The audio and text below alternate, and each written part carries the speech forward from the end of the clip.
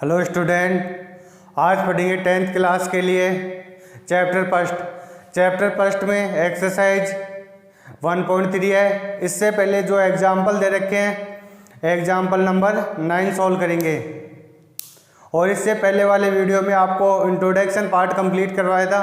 Introduction part में आपको समझाया था कि कैसे आप रूट वाले नंबर होते हैं उनको कैसे सोल्व करोगे, उन्हें एपरी में कैसे सिद्ध करोगे। आपको ये सारा इंट्रोडक्शन पार्ट देख लोगे तो आपको सारा समझ में आ जाएगा। इंट्रोडक्शन पार्ट देखने के बाद में आप ये एग्जाम्पल नंबर 9 सोल्व करोगे। तो √3 एक अपरिमेय संख्या है। आपको ये प्रूव करना है कि √3 अपरिमेय संख्या है। अब देखो, अपरिमेय संख्या होती है उन्हें p/q के रूप में नहीं लिख सकते, और परिमेय संख्या होती है उसे p/q के रूप में लिख सकते हैं। इस क्वेश्चन में p/q की जगह a/b यूज करेंगे, क्योंकि आपके बुक के अकॉर्डिंग चलेंगे तो बुक में आपको a/b के रूप में दे रखा है, तो इसे a/b के रूप में ही सोल्व करेंगे। अब इसमें लिखेंगे, देखो आपको इसे परिमेय संख्या मानना है, परिमेय संख्या मान के इसे a/b के रूप में लिखना है। तो देखो आपको √3 यहाँ पे स्टार्टिंग में लिखोगे माना, क्योंकि अपन मान ही तो रहे, माना √3 एक परिमेय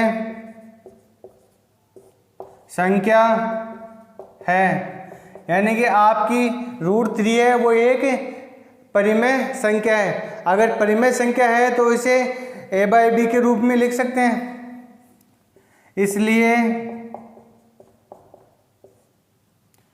इसे a/b के रूप में लिख सकते हैं। अब देखो, इसे a/b के रूप में लिख सकते हैं, और a और b क्या है, आपकी सह अभाज्य संख्या, यानी कि सह अभाज्य का संख्या का मतलब क्या हो जाएगा, जो भी सेम नंबर से डिवाइड नहीं होती है उसे सह अभाज्य संख्या बोलते हैं। यानी कि इन दोनों में कोई भी, ये दो नंबर है ऐसे मान लो, इन दोनों में किसी भी सेम नंबर का डिवाइड नहीं जाएगा, तो इसे बोलते हैं सह अभाज्य संख्या। लिख सकते हैं a व b यहाँ सह अभाज्य संख्या है। देखो आपकी होगी a और b सह अभाज्य संख्या। अब देखो √3 है, √3 को ऐसे लिखते हैं, और इसके इक्वल अपने को a/b के रूप में लिख देना है, यानी कि इसे बराबर का सिंबल लगा के आपको a/b के रूप में लिख देना है। अब देखो, इसका रूट है, इसको हटाने के लिए दोनों साइड में वर्ग करेंगे, तो यहाँ पे लिखेंगे दोनों तरफ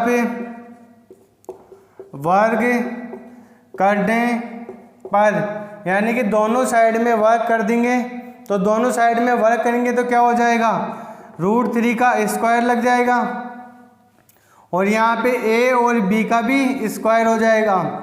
तो इसे स्क्वायर को सॉल्व करेंगे तो देखो, ये रूट से स्क्वायर कट जाएगा तो यहाँ पे 3 बच जाएगा, और इसे सोल्व करेंगे तो a का स्क्वायर आ जाएगा अपॉन b का स्क्वायर आ जाएगा, यानी कि ये कोष्टक खोलेंगे तो यहाँ पे a स्क्वायर हो जाएगा और यहाँ पे b की जगह b स्क्वायर हो जाएगा। अब देखो, इस साइड में लेके जाएंगे इस b को, तो यहाँ पे डिवाइड में, तो इस साइड में जाएगा तो मल्टीप्लाई के रूप में हो जाएगा, 3b square equal to a square. अब देखो, इसे देखो क्या करेंगे, ये a स्क्वायर है, इसको इस साइड में लेके आ जाते हैं, और 3b स्क्वायर को इस साइड में, दोनों को चेंज कर देते हैं, यानी कि a square equal to 3b square. देखो, इसे आप आराम से समझोगे तो आपके समझ में आ जाएगा, समझ में आने में आपके कोई दिक्कत नहीं होगी।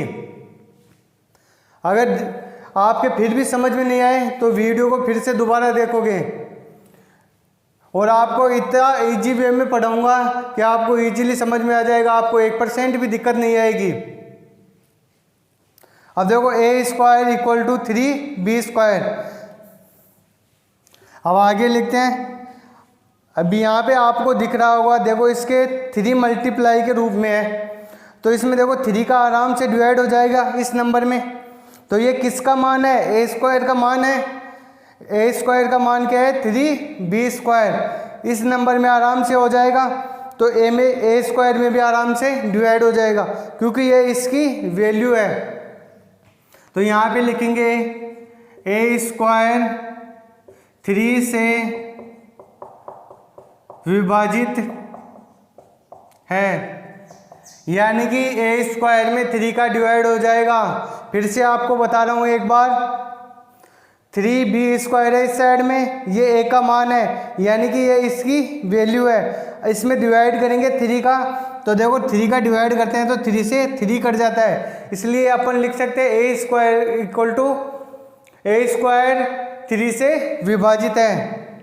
तो यहाँ पे मैं वापस मिटा देता हूँ, आपको डिवाइड करके नहीं बताना है, यानी कि मैंने आपको ये समझाने के लिए बताया कि 3 का इसमें आराम से डिवाइड हो जाएगा। अब ए स्क्वायर 3 से विभाजित है, तो परिमेय 1.3 के अनुसार, यानी कि परिमेय आपकी 1.3 थी, उसके अनुसार क्या था कि अगर कोई भी अभाज्य संख्या होती है वो ए स्क्वायर को विभाजित करती है, तो वो ए को भी विभाजित करेगी। तो इसमें लिखेंगे, तो परिमेय 1.3 के अनुसार ए बी 3 से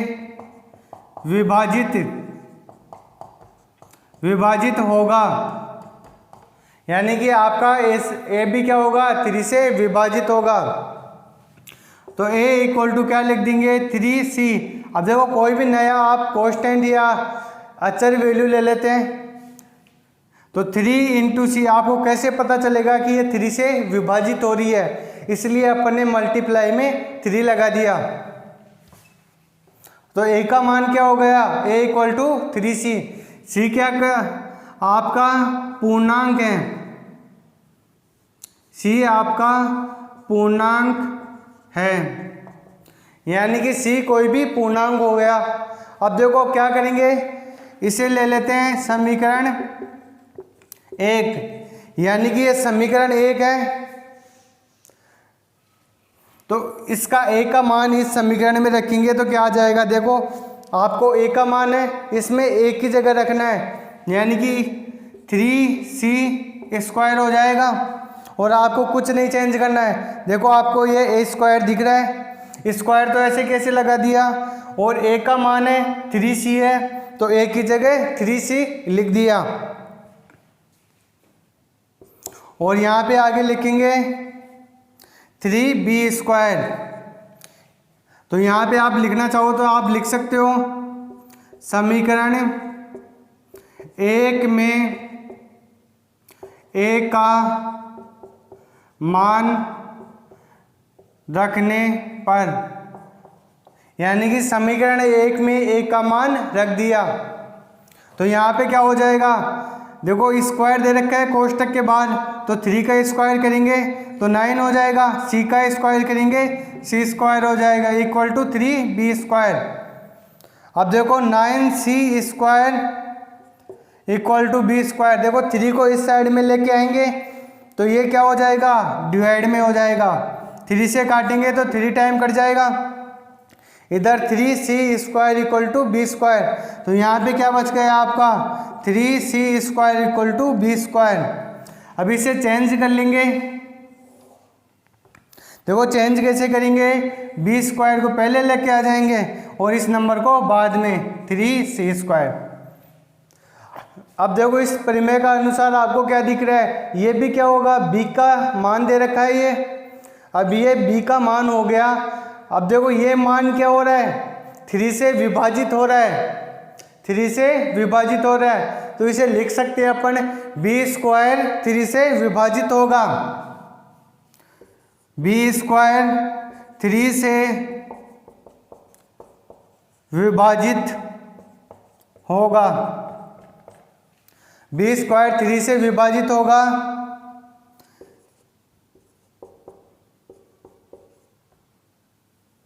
तो इसमें लिख देना परिमेय 1.3 के अनुसार 1.3 के अनुसार बी भी 3 से विभाजित होगा। देखो आपकी परिमेय 1.3 क्या है, अगर ए यानी कि आपका बी स्क्वायर 3 से विभाजित है तो आपका बी भी क्या होगा, 3 से विभाजित होगा। तो इस चीज़ का ध्यान रखें। देखो आपको आगे क्या लिखना है, इसको पहले पूरा नोट कर लें, उसके बाद मैं आगे बताता हूँ। क्योंकि आपका देखो ए बी क्या हो रहा है, 3 से विभाजित हो रहा है, और बी भी आपका 3 से विभाजित हो रहा है। अगर सेम नंबर से विभाजित होता है तो वो क्या होती है, सहअभाज्य संख्या नहीं होती है।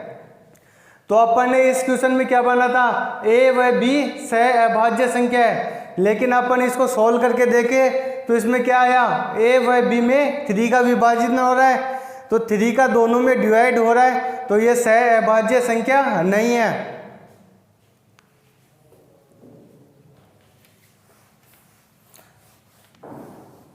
तो इसमें आगे लिखेंगे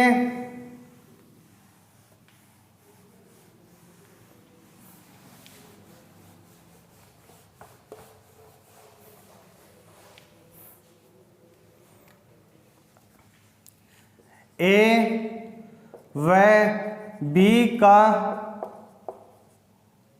उभयनिष्ठ, ए व बी का उभयनिष्ठ गुणनखंड, ए व बी का उभयनिष्ठ गुणनखंड, उभयनिष्ठ गुणनखंड लिख दो या विभाजित लिख दो, बात वही है। अगर क्यों उभयनिष्ठ गुणनखंड लिखेंगे तो आपका लिखा हुआ अच्छा लगेगा।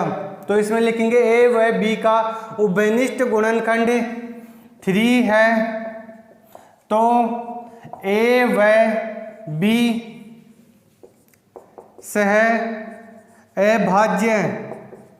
सहअभाज्य संख्या नहीं है।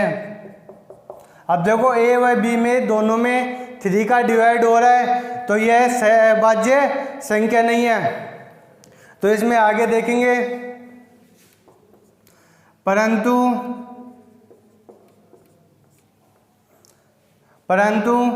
यह विरोधाभास है कि इसमें देखो दोनों का विरोध हो गया। अपन ने ए व बी को सहअभाज्य संख्या माना था और इसमें सहअभाज्य संख्या नहीं आ रही है, तो यह विरोधाभास है कि ए व बी सहअभाज्य संख्या नहीं है, यानी कि ए व बी सहअभाज्य संख्या नहीं है।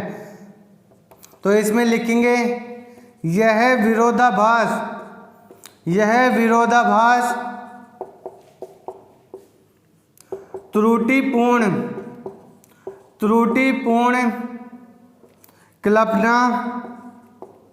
त्रुटिपूर्ण कल्पना के कारण आया है। अब देखो आपने त्रुटिपूर्ण कल्पना क्या की थी कि √3 एक परिमेय संख्या है। अब देखो यह विरोधाभास किस कारण से आया है, गलत परिकल्पना के कारण से आया है। तो अतः निष्कर्ष निकलता है कि √3 अपरिमेय संख्या है। देखो आपका यह निष्कर्ष निकलता है कि √3 अपरिमेय संख्या है। तो आप इसे पूरा नोट कर ले, आप इसको एग्जाम में पूरा लिखोगे तभी आपको पूरा नंबर मिलेगा। ऐसे नहीं आपने 2 लाइन लिख दी और आपको पूरे नंबर मिल जाएंगे।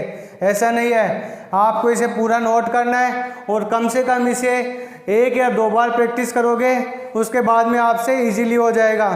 ये दिखने में आपको हार्ड लग रहा है, लेकिन आप इसकी प्रैक्टिस करोगे तो क्या हो जाएगा, इजी हो जाएगा। जैसे करत करत अभ्यास जड़मति होत सुजान, रस्सी आवत है जावत है सिला पड़े निशान।